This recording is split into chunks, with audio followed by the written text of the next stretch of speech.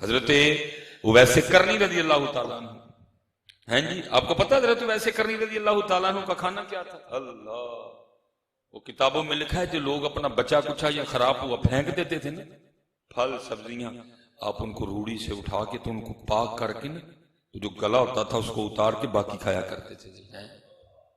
لکھا ہے باقاعدہ، ایک دن آپ وہ اپنا کھانا تلاش فرما رہے تھے حضرت اویس کرنی رضی اللہ تعالیٰ عنہ، ایک کتا بھی اپنا کھانا تلاش کر رہا تھا، وہ آپ پہ بھونکا تو آپ اس کتے کو مخاطب کر کے کہتے ہیں کیوں بھونک رہے ہیں مجھ پہ؟ کیا میں نے تیرے آگے سے اٹھایا ہے؟ تو اپنا کھا مجھے اپنا کھانے دے۔ کیا میں نے تیرے آگے سے اٹھایا ہے؟ تو اپنا کھا مجھے اپنا کھانے دے۔ پھر کچھ دل میں خیال آیا، اس کتے کو مخاطب کر کے کہتے ہیں اگر اویس کا خاتمہ لا الہ الا اللہ محمد الرسول اللہ پہ ہو گیا تو اویس تجھ سے اچھا ہے، اور اگر مرتے وقت اویس کو کلمہ نہ نصیب ہوا تو اویس سے اچھا ہے۔ جن کو حضور اپنا جبہ بھیج رہے ہیں اور ساتھ فرما رہے ہیں اے عمر اے علی تمہاری ملاقات ہوگی، اویس سے کہنا میری امت کے لیے دعا کرے۔ لیکن رنگ دیکھو، رنگ دیکھو۔ وہ لکھا ہے جب آپ عشاء کی نماز بعد جماعت پڑھ کے اپنے حجرے میں تشریف لاتے تو اپنے آپ کو مخاطب کر کے فرماتے بھئی آج قیام دی رات، سارا دن اللہ کے حضور، ساری رات اللہ کے حضور کھڑے رہتے ہیں۔ جب اگلی رات آتی تو اپنے آپ کو مخاطب کر کے کہتے آج رکوع کی رات، ساری رات رکوع میں گزارتے۔ جب اگلی رات آتی تو کہتے آج سجدے کی رات ہے، ساری رات سجدے میں گزارتے۔ ہماری وہ راتیں کدھر گئی ہیں؟ کدھر گئی وہ راتیں؟ حضور غوث اعظم رضی اللہ تعالیٰ عنہ سے کسی نے پوچھا حضور ہم 11ویں شریف والے ہیں نا سارے ہیں، کسی نے پوچھا حضور آپ کے مجاہدوں کی ابتدا کیا ہے؟ آپ نے فرمایا 14 سال ابتدا ہے، 14 سال میں نے ہر رات ایک ٹانگ پہ کھڑے ہو کے ایک قرآن کریم تلاوت کی ہے۔ اللہ، اور پھر وہ وقت بھی ہے جب آپ فرماتے میں نے 40 سال عشاء کے وضو سے نماز فجر ادا کی ہے۔ ہمارے امام اعظم امام ابو حنیفہ رحمۃ اللہ تعالی لکھا ہے 20 سال اس طرح روزہ رکھا نہ گھر والوں کو پتا چلا نہ باہر والوں کو پتا چلا۔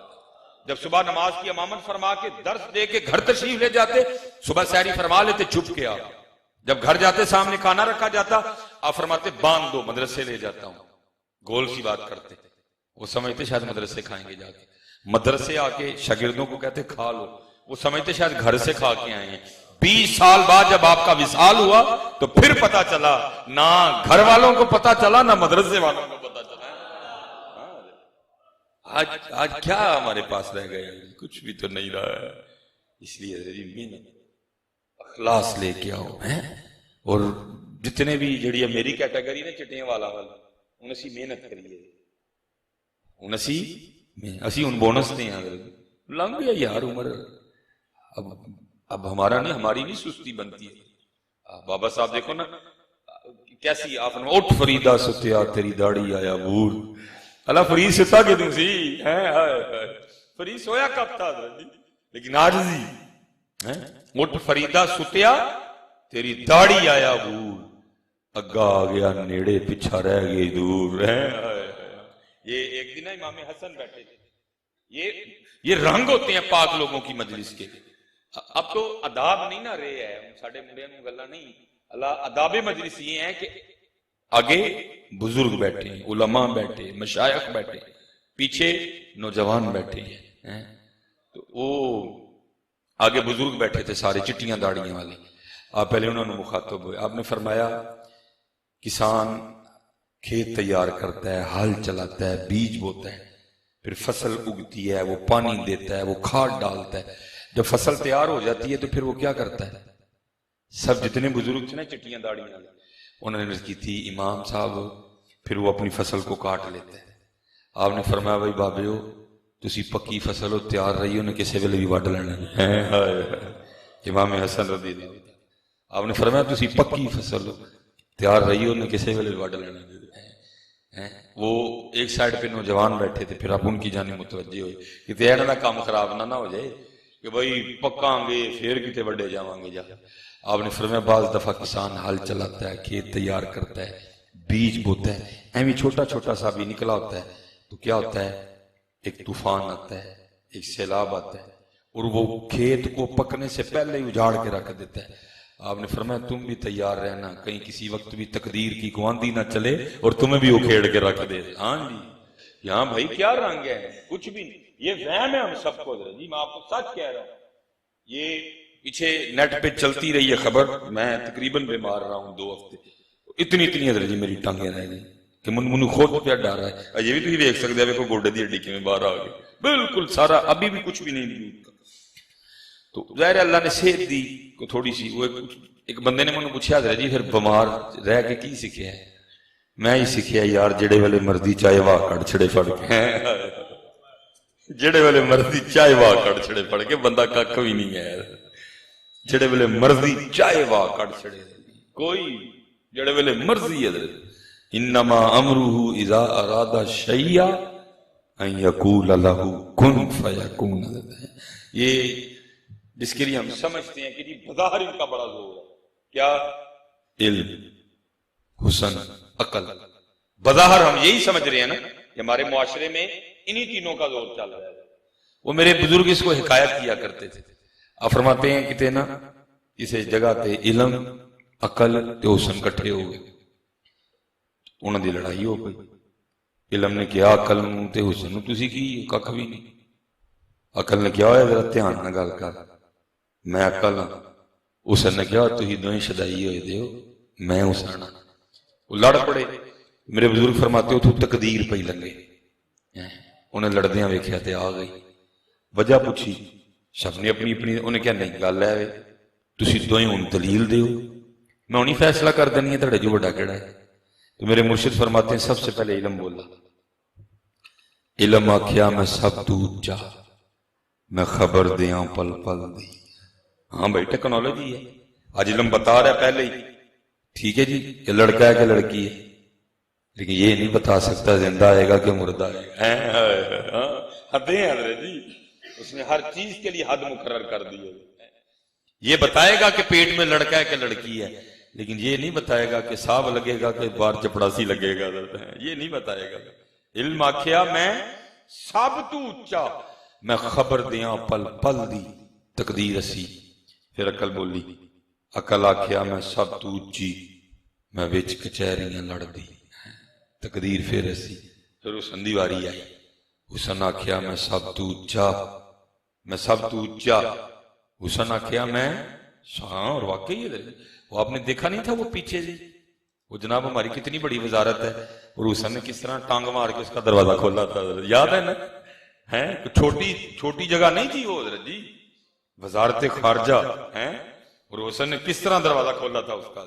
حسن آکھیا میں سب تو اونچا، میرا دنیا پانی بھر دی۔ پھر میرے مرشد فرماتے ہیں تقدیر بولی، تقدیر آکھیا تو ہی تینوں ہی جھوٹے، میں جو چاہواں سو کر دی۔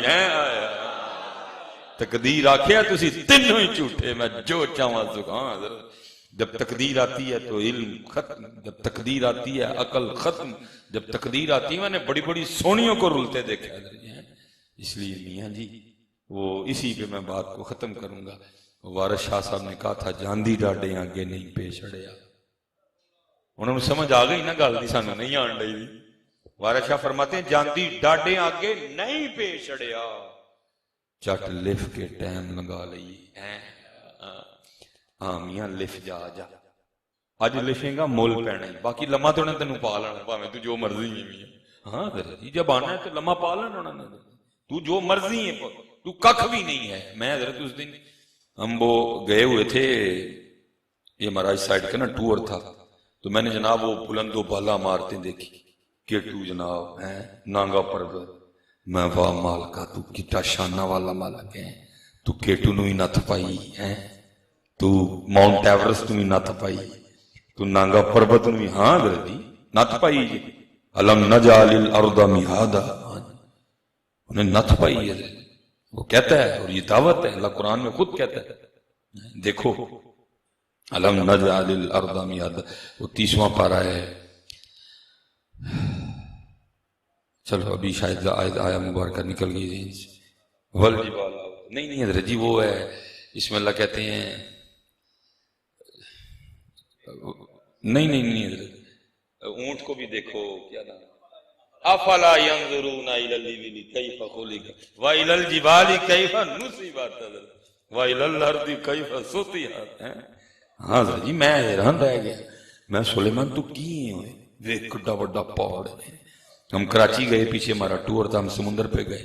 میں واہ مالکا جی تمہیں آرڈر کر چھڑے کراچی کی ہے سمندر اگے ککھ بھی نہیں حضرت, لیکن کی نت پائی حضرت اسی کی شایم. ایک وہ بندہ جنہوں صرف داڑ پیڑ شروع ہو جائے تو تور پور پول جانا حضرت, جنہوں صرف ٹھڈ پیڑ شروع ہو جائے تو تور پور پول جانا حضرت. کی یہ بندے پتہ نہیں تینوں کی وہم پہ گیا کہ میں کی شایم میں کی ایٹم ککھ بھی نہیں میاں. جڑے ویلے انہوں نے چاہنا تینوں پھڑ کے لمحہ پا لینا. بس پھر ایویں جس کسی نے آگے پوچھنا ہے بھائی کی ہویا مصباحی صاحب, وہ جی ایویں بس کچھ ہو گیا. ایویں کچھ نہیں ہویا, وہ اتھوں ہویا جو ہویا ہے, اتھوں ہویا جو ہویا ہے, ایویں کاکا نہیں ہوندا ہے. ہاں ایویں بس حضرت جی بس.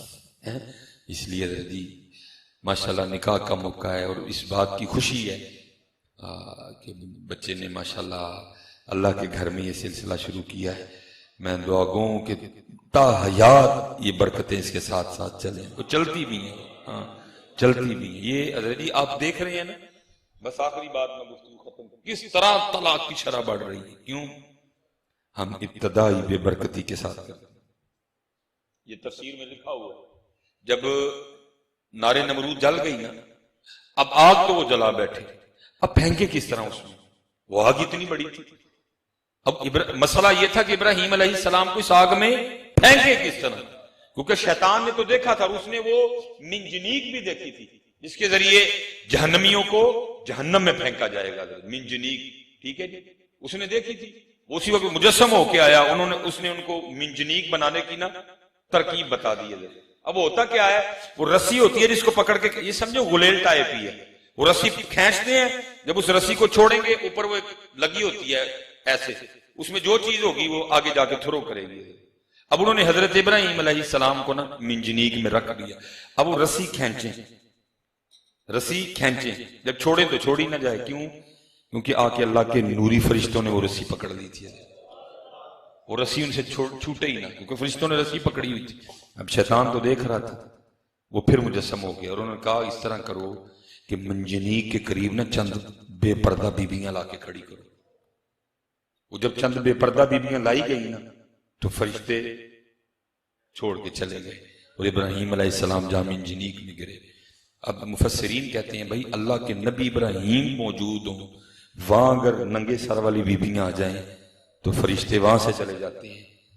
تمہارے یہاں کیا ہوتا ہے, کوئی درمیان میں پردہ نہیں, کوئی درمیان میں آڑ نہیں, پھر وہاں کچھ خیر کی بات ہوگی, کچھ خیر, ابتدا ہی خراب ہوتی ہے ابتدا ہی. اس لیے جی بچوں ان کاموں سے, اور یہی راستہ ٹھیک ہے, یہ سونا راستہ ہے مسجد. اور بس حضرت جی کیا کریں, آج